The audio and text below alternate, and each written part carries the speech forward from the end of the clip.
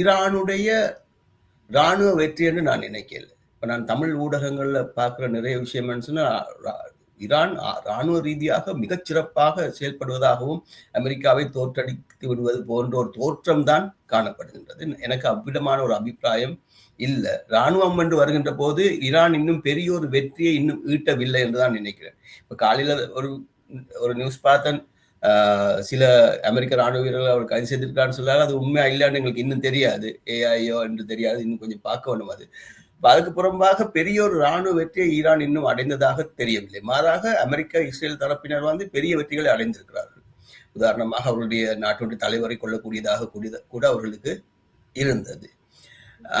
அப்படி பார்க்கின்ற போது ஈரான் ராணுவ ரீதியாக பெரிய ஒரு வெற்றி நிலையில் இருப்பதாக நினைக்கல. ஆனால் ஈரானுக்கு சாதகமாக பல்வேறு விடயங்கள் சுற்றி இருக்கிறதாக நடைபெற்று வருகின்றது.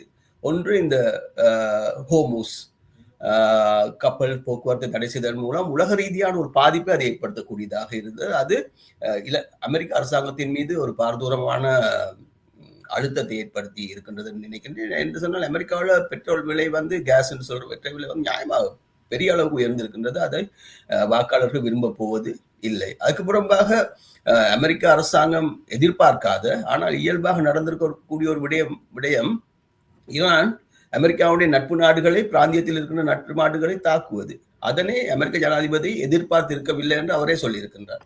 இப்ப அதுவும் பெரிய ஒரு தாக்கத்தை ஏற்படுத்துகின்றது சொன்னால், இந்த ஈரானை சுற்றி இருக்கின்ற அமெரிக்காவுக்கு ஆதரவான பெரும்பாலான நாடுகள் வர்த்தகத்தை மையமாக கொண்ட பொருளாதாரத்தை கொண்டவை. அது கட்டாராக இருக்கட்டும், எமிரேட்ஸாக இருக்கட்டும், ஏனைய நாடுகள் எல்லாம் வர்த்தகத்தை மையமாக கொண்டு, துபாய் போன்ற பிரதேசம் வர்த்தகம்.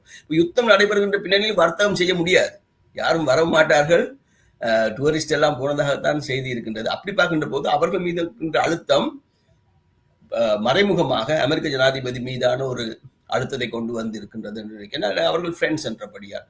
அப்படி பார்க்கின்ற போது அந்த இராணுவம் அல்லாத விடயங்கள் ஈரானுக்கு சார்பாக செயல்பட்டிருக்கின்றது இந்த ஒரு மாதத்தில் என்றுதான் நினைக்க தோன்றுகின்றது. அதன் காரணமாக இந்த யுத்தம் இப்போது ஒரு சமநிலையில் இருக்கின்றதான் நான் நினைக்கிறேன். ஒரு தரப்பு வெற்றி அடைந்து ஒரு தரப்பு தோல்வி அடைகின்ற நிலையில இல்லை.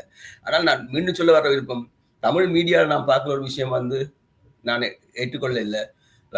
ஈரான் இராணுவ ரீதியாக மிகச் சிறப்பாக செயல்பட்டு வருகின்றது என்ற விடயம்.